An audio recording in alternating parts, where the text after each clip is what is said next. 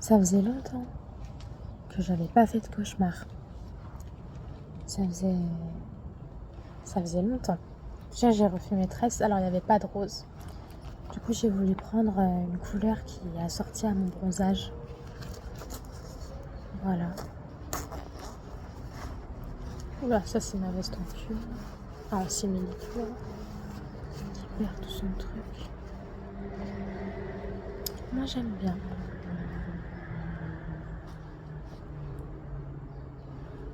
J'aime bien. Ouais, donc je vais rapprocher pour qu'on m'entende bien. Le sommeil, franchement, c'est nickel. La part hyper vigilante. C'est quoi? C'est bon. La part hyper vigilante, elle est plus là du tout la nuit. Ou en tout cas, elle me réveille plus. Et là, je me fais du 22h, 8h du matin. Je revis. Et c'est ça, en fait. En fait, les soignants, quand je leur disais qu'en fait, non, c'est pas normal que je me réveille, parce que même quand ça venait de commencer, c'était pas encore le moment où c'était monté crescendo, où là, c'était 2h du matin. Bah, ça commençait à être 6h. En fait, je me couchais à 22h et je me réveillais à 6h. Et moi, je leur disais, je me connais. Ce n'est pas normal, ce n'est pas mon rythme de sommeil. Eux, ils me disaient, voici, ça peut convenir à un rythme de corps, parce que 22, 23, minuit, 1, 2, 3, 4, 5, ça fait 8 heures de sommeil. Et à chaque fois, ils me disaient, 8 heures de sommeil, ça va, c'est sûrement votre corps qui a besoin que de ça. Et moi, j'étais là, mais non, je me connais. Je sais que non. Je sais que non. La preuve, quand j'étais au rez-de-chaussée, je faisais du 22h, 8h du matin. Donc, je le savais. Et là, ça y est, j'étais pas folle. Voilà, je le savais. Là, avec le Terralène, et ben, je refais des nuits normales. Je fais du 22h, 8h. Et la part, elle me réveille plus. Donc là, je revis sa mère. Ah, Écoute, c'est un bébé escargot. Je sais pas ce que c'est. Non, c'est pas un bébé escargot. Donc là, je revis. Mais j'ai fait un cauchemar cette nuit. En plus, un cauchemar qui me fait peur. C'est le genre de cauchemar que j'ai fait toute ma vie, en fait. C'est un cauchemar où mon père veut me tuer. En fait, veut me tuer. Je pense que quand j'étais petite, parce que je sais comment était mon père. Et déjà, mon père, c'est ma grand-mère qui m'a dit ça. Ou ma mère, je sais plus. Je crois que c'est ma grand-mère. Qu'une fois, en fait, mon père lui a dit, c'était il y a très très très très longtemps. C'était vraiment il y a très très longtemps, j'étais toute petite, je crois, quand il a dit ça. Il lui a dit qu'il n'aime pas quand tout va bien. Il a besoin que quelque chose de mal se passe. Donc, il a besoin de ce qu'il avait dit. C'est dommage parce que j'ai enregistré la citation dans mon téléphone. C'est en gros, j'ai besoin de faire quelque chose de mal parce que si je fais que des trucs bien, bah je me sens pas heureux. En fait, il a besoin de faire du mal pour se sentir heureux. Enfin bref, c'est un sociopathe quoi, mon père. Je suis sûre, il a jamais été diagnostiqué parce qu'il a jamais consulté. Ou s'il consulte, de toute façon, c'est un manipulateur hors pair. Donc il manipulerait tout le monde. Mais je suis sûre, mais à 100%, que c'est un sociopathe. Mais pas les sociopathes imprévisibles. Alors si mon père a un côté très imprévisible, mais quand il est au sein de sa famille, sinon si vous le voyez au sein de son milieu professionnel, bah, il est très respecté dans son milieu professionnel. Hein. Et vraiment, il est très très respecté. Il n'est pas du tout imprévisible, il respecte la loi. Mais par contre, quand tu es dans le cadre familial, là, il ne respecte pas la loi. Enfin, voilà quoi. Il se sert de son... Moi, je me rappelle, quand j'étais petite, il avait le gyrophare, vu qu'il était déjà flic. Il n'était pas encore commissaire divisionnaire, mais il était flic déjà. Et il utilisait son gyrophare à outrance pour passer devant tout le monde, en fait. Enfin, voilà. Il utilise son pouvoir pour... voilà.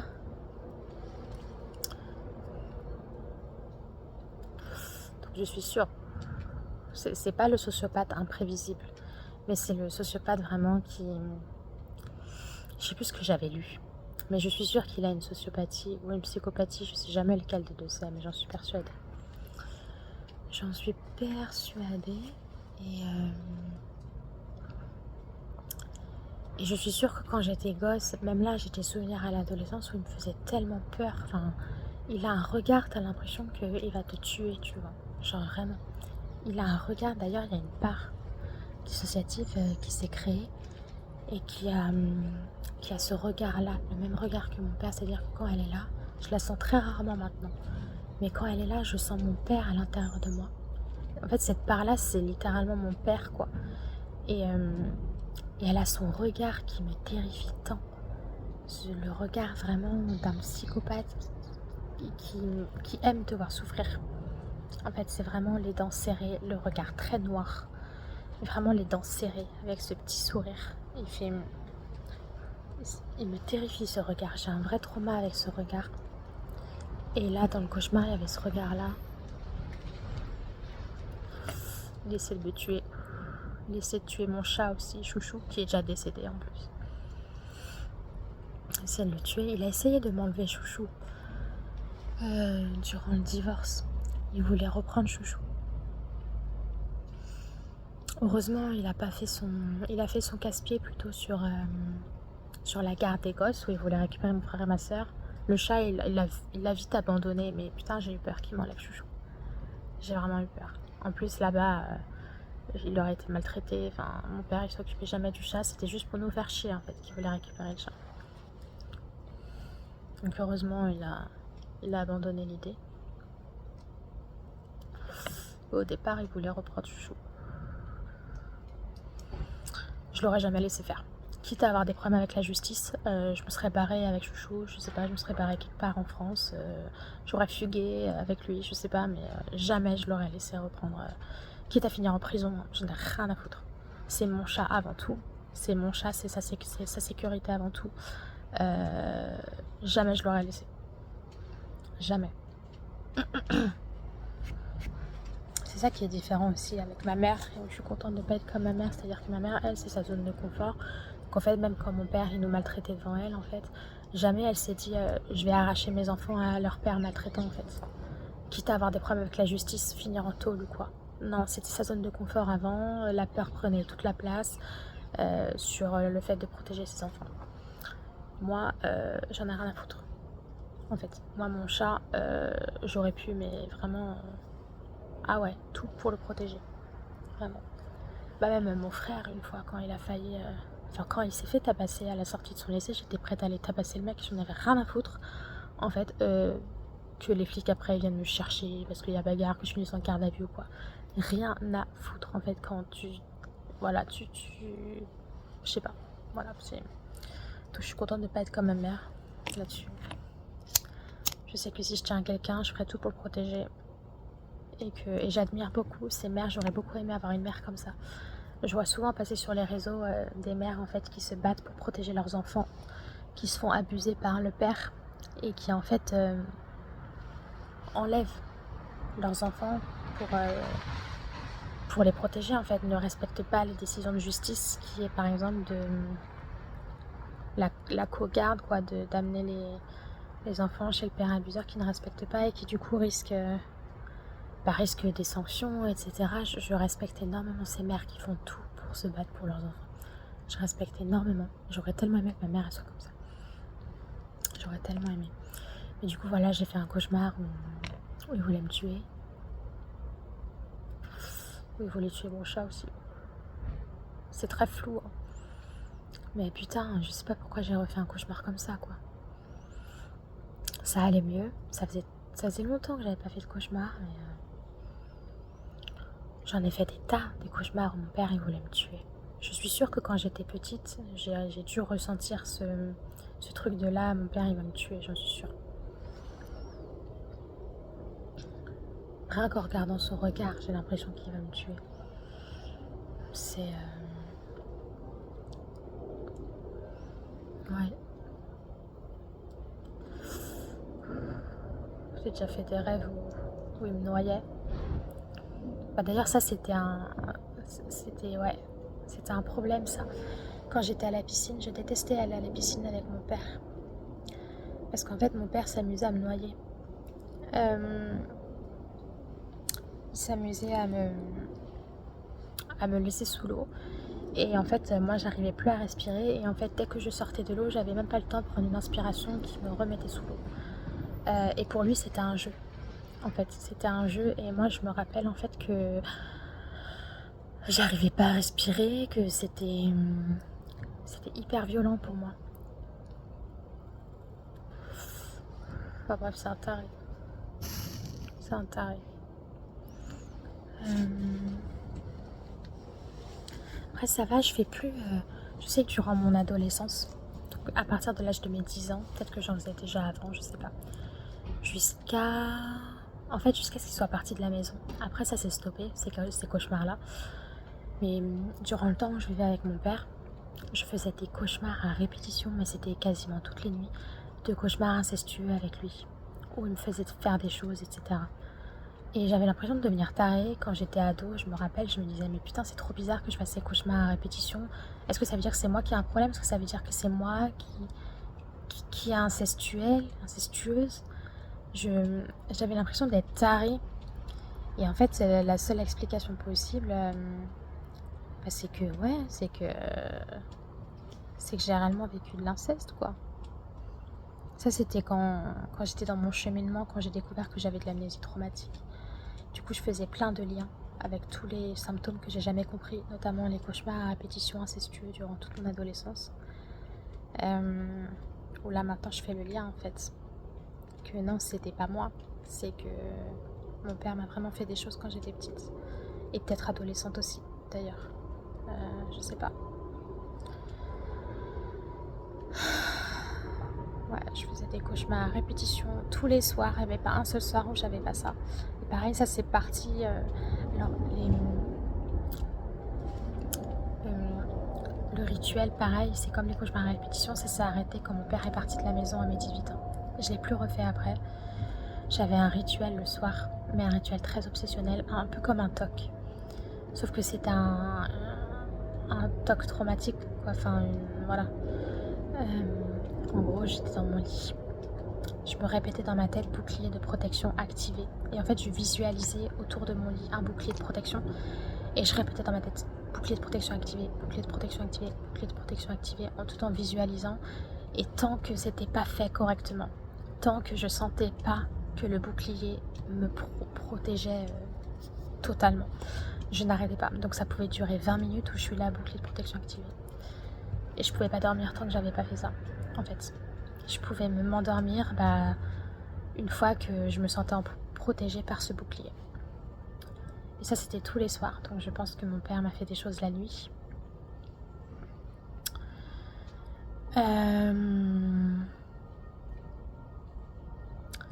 J'avais aussi un cauchemar à répétition. Pareil.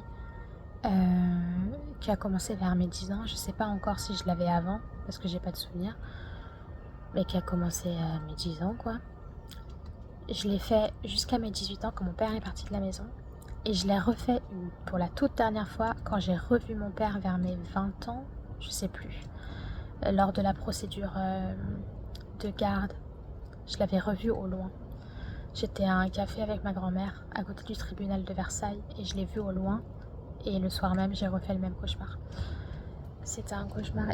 Ce cauchemar m'a littéralement traumatisée. Si je le refais là, je m'effondre. Je pense que c'est pour ça que mon cerveau, il ne me le refait plus faire. Parce que je m'effondre si je le refais. Très très traumatisant ce cauchemar. Pourtant, il se passe rien dedans. Mais c'est toutes les émotions ressenties. C'est-à-dire qu'en fait...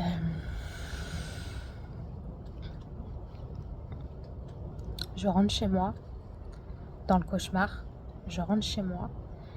Et au moment où j'ouvre la porte d'entrée, je vois quelque chose sortir du... Comment on appelait ça déjà? Ça c'est bizarre, j'ai un trou de mémoire. Comment on appelait ça? Je connais le nom normalement. C'est pas le grenier. Putain. Comment on appelle ça? C'est au bout du couloir, il y a une sorte de cagibi. Sauf que c'est pas comme ça que je l'appelle normalement. Je sais plus comment je l'appelle normalement. Ça a un nom. que j'ai toujours utilisé, j'arrive pas à m'en rappeler. Donc il y a une porte, il y a une sorte de KGB au fond du couloir. Il y a la porte d'entrée, ensuite il y a un long couloir, et au bout en fait il y a le dressing. Voilà, c'est ça, le dressing. Le dressing. Et je vois une forme, une personne en fait, qui sort du dressing.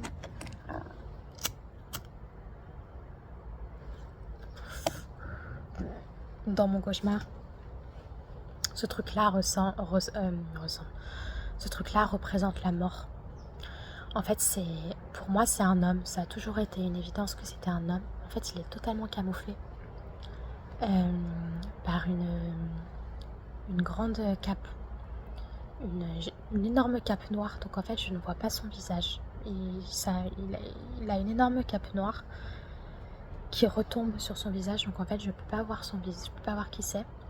Et en fait, il avance tout lentement vers moi, qui suis à la porte d'entrée. Et c'est ça qui est hyper traumatisant pour moi.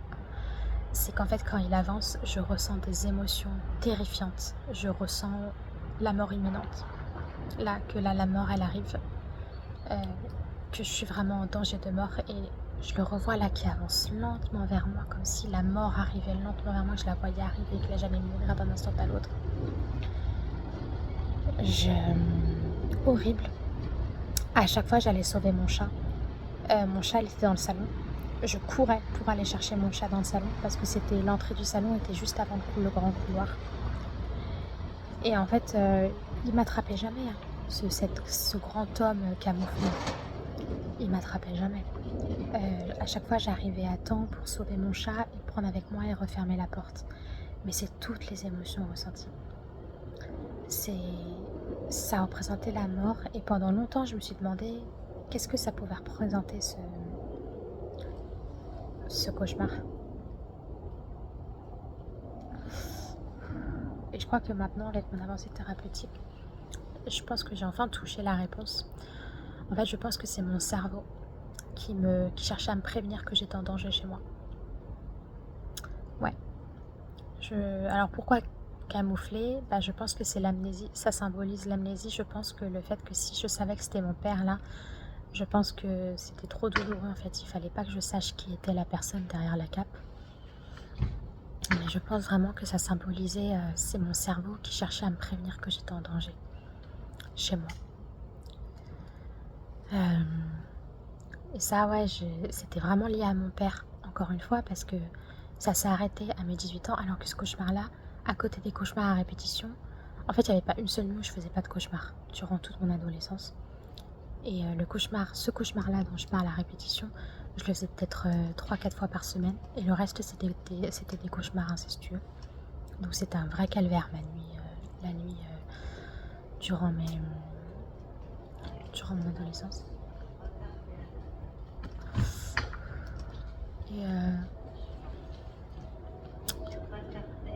Et j'ai refait ce cauchemar pour la toute dernière fois quand j'ai revu mon père à mes 20 ans. Donc c'est que c'est totalement lié à lui. Et que je pense que l'homme sous la cape, c'était lui. Ou alors, comme je vous dis, c'est mon cerveau. Il a créé une figure symbolique de mort pour vraiment me prévenir que j'étais en danger chez moi. Je pense vraiment que c'était ça la symbolique de ce message. Ma famille, elle est au courant que ce cauchemar, il me traumatisait. J'en ai parlé à ma mère et tout. Mais là, vraiment, je peux plus le refaire. Là, si je le refais, je crois que... Parce que ça m'a créé des traumatismes. C'est-à-dire que dès que j'étais seule chez moi, je sentais cet homme camouflé qui sortait du dressing. Je le sentais arriver. Et du coup, j'allumais toutes les lumières. C'était Versailles chez moi. Ma mère, quand elle rentrait le soir, elle voyait que c'était elle qui disait « On est à Versailles ici ou quoi ?» J'allumais toutes les lumières. Je fermais toutes les portes, notamment les portes du dressing. Mais malgré ça, en fait, je visualisais cet homme-là sortir du dressing et être dans le couloir qui avançait lentement vers moi. Je ressentais la mort et tout arriver. Ça m'a très très longtemps traumatisée. La porte du dressing, il fallait surtout pas qu'elle soit ouverte. J'ai vraiment eu des séquelles post-traumatiques avec ce cauchemar. Ça a duré très très très longtemps. Donc, ouais, j'ai fait pas mal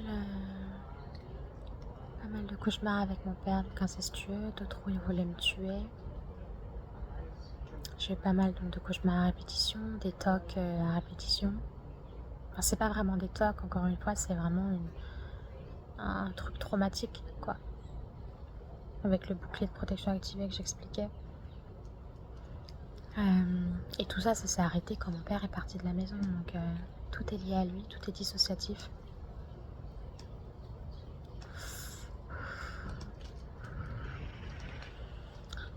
Donc, alors je me rappellerai toujours quand j'ai confronté mon père. C'est dommage, j'ai plus la réponse parce que je l'aurais lu là. Enfin, je l'aurais mise en capture d'écran.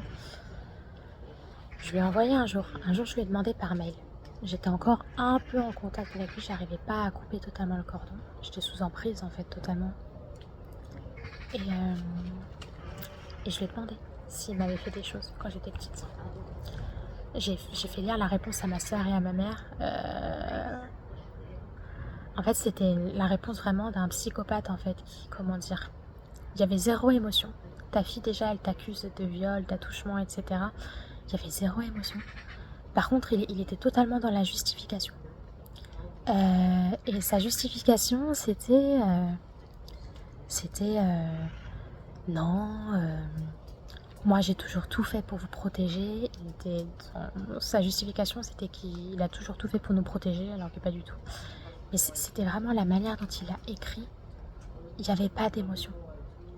Exactement comme... il y a une affaire en ce moment là. Il y a une affaire en ce moment, je ne sais plus comment elle s'appelle, la fille qui est accusée d'avoir tué ses 3 enfants. Il y a une affaire en ce moment où en fait c'est pas sûr que ce soit vraiment elle.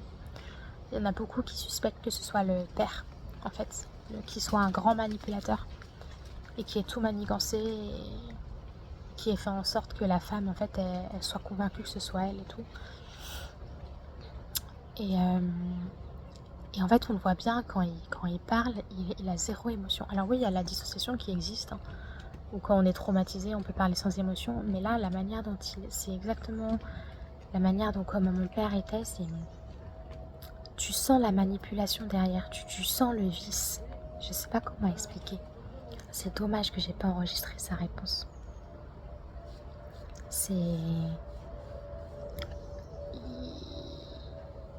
Ouais, c'est... Et même ma soeur et ma mère, elles l'ont lu, elles m'ont dit... c'est très étrange comme question. Et au contraire, au lieu de nous rassurer, la manière dont il a écrit le message... ça rassure pas du tout. Pour moi, c'est limite une preuve de plus que je ne suis pas folle et qu'il m'a vraiment fait des choses. Ouais.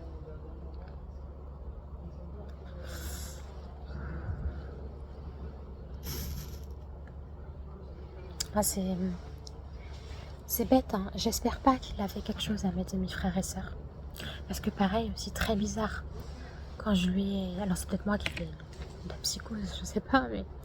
Quand je lui avais posé cette question s'il m'avait abusé quand j'étais petite, juste après, donc il m'avait répondu, juste après, il a changé sa photo de profil sur WhatsApp et il a mis ma demi-sœur en photo avec lui. Et j'ai trouvé ça très bizarre, en fait, le timing. Et j'ai pris ça limite, c'est comme de la provocation, en mode, ouais, tu vois, je t'ai vraiment fait quelque chose. Je sais pas comment l'expliquer.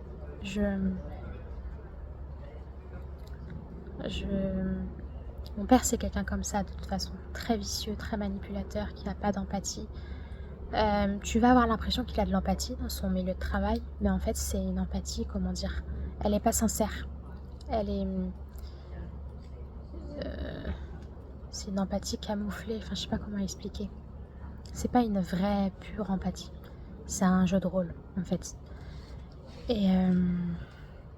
Et ouais, ça m'avait fait peur d'ailleurs. Quand juste après j'ai vu qu'il avait changé sa photo de profil et que j'ai vu ma demi-sœur, ça m'a fait peur. Ça m'a vraiment fait peur.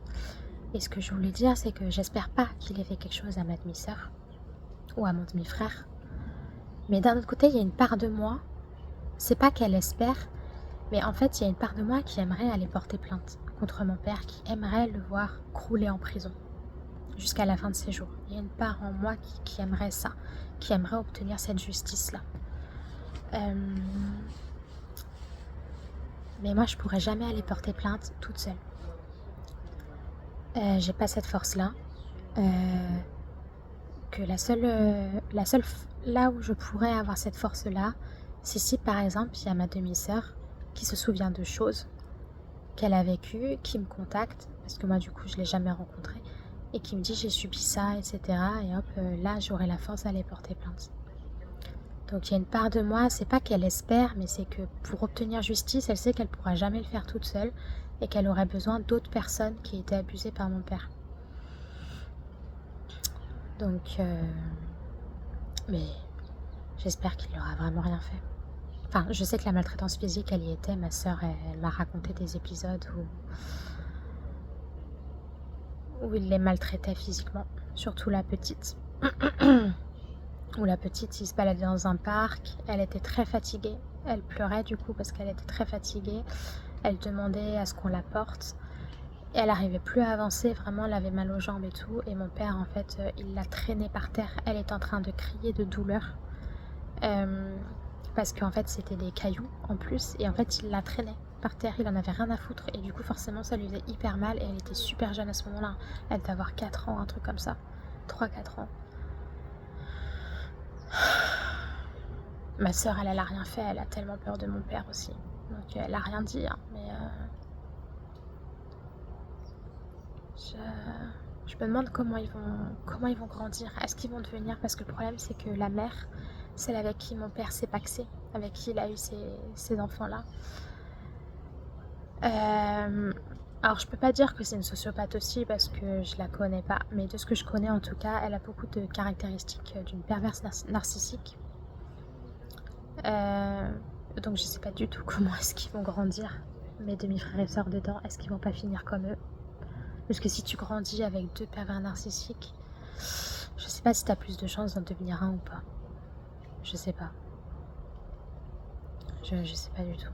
Mais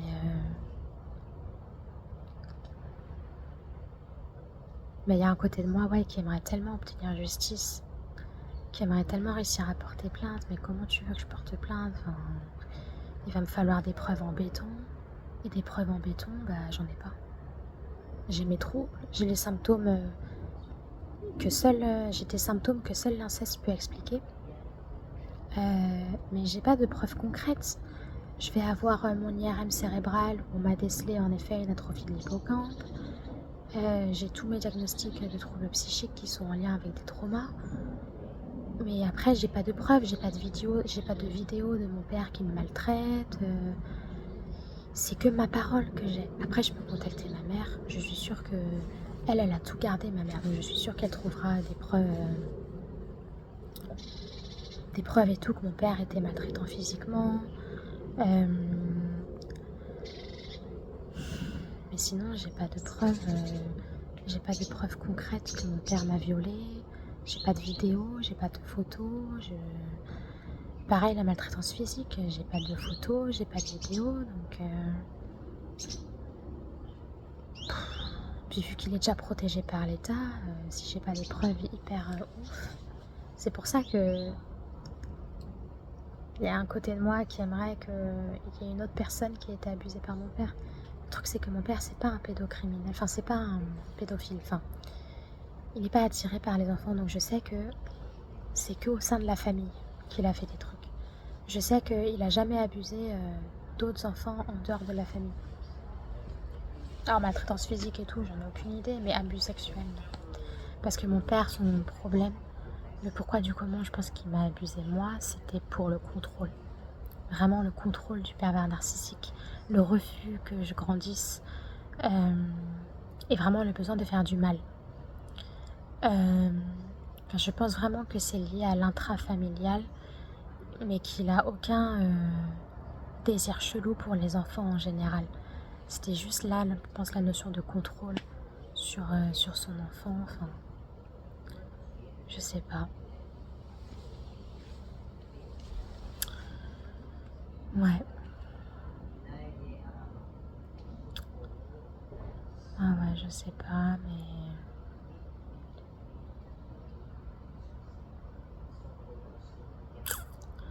pas que ce que je peux faire. Parce que ça me tue en fait que lui s'en sorte. En fait, ça me tue que lui s'en sorte. Là, il arrive bientôt sur ses 60 ans. Il va bientôt être à la retraite, tranquille, pépère. Il a vécu sa vie tranquille, quoi. Donc ça me saoule en fait. Parce que lui, il a détruit des vies, dont la mienne. Et le fait qu'il s'en sorte comme ça me tue. Enfin, il y a une partie de moi, ça me tue, en fait. Mais je pourrais jamais porter plainte toute seule. Il faudrait qu'il y ait un autre enfant. Puis mon frère et ma sœur, jamais ils voudront porter plainte pour la maltraitance physique et psychologique. Jamais. Eux, ils veulent juste passer à autre chose, ils sont dans le déni. Enfin, ils cherchent vraiment à passer à autre chose. Et ça m'énerve parce qu'avec mon frère et ma sœur, on pourrait grave porter plainte pour maltraitance physique, tu vois.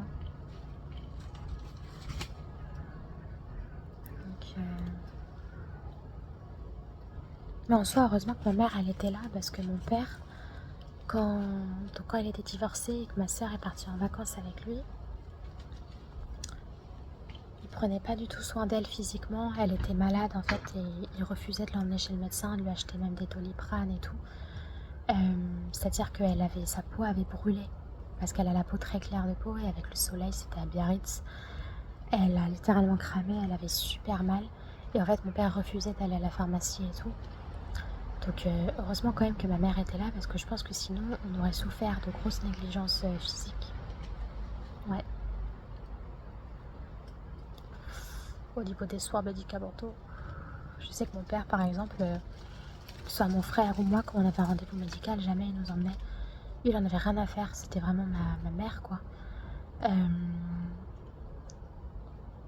Donc et puis ça m'a bien fait rire un jour. Mon père, il a envoyé un mail à ma mère, il lui a dit ouais, faudrait que t'envoies ton fils voir un orthophoniste parce que il fait que bégayer quand il parle. Mais en fait, mon frère, il bégaye pas. Il n'a pas de trouble de bégaiement. En fait, c'était une activation traumatique. Le bégaiement, c'était que chez mon père. Quand elle était en contact de mon père, mon frère ne savait plus parler. Il bégayait tout le temps. Et mon père, il a vraiment cru qu'il avait un trouble, que c'était mon frère le problème et qu'il fallait qu'il aille consulter un orthophoniste. En fait. Sauf que, bah non, le problème c'est toi, mon coco. C'est toi qui lui fais tellement peur que... Mais mon frère, putain, qu'est-ce qu'il en a bavé. Oh là là là là. Qu'est-ce qu'il en a bavé.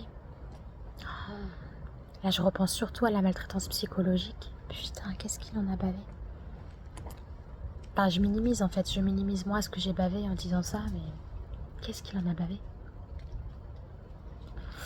Il insultait mon frère d'autiste, alors qu'il n'est pas du tout autiste. Mais il insultait mon frère d'autiste, d'handicapé, enfin... Et après, ma mère, elle s'étonne que mon frère, il n'arrive pas à rentrer dans le monde des adultes, à travailler et tout. Mais parce qu'il est totalement traumatisé, il n'a aucune confiance en lui, il n'a aucune estime de lui, en fait.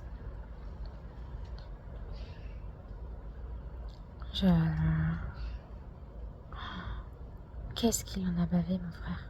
Ça me fait tellement de la peine, et de savoir que ma mère, elle n'a rien fait pour le protéger, ça me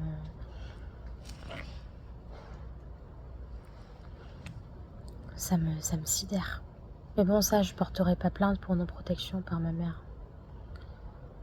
Mais ouais.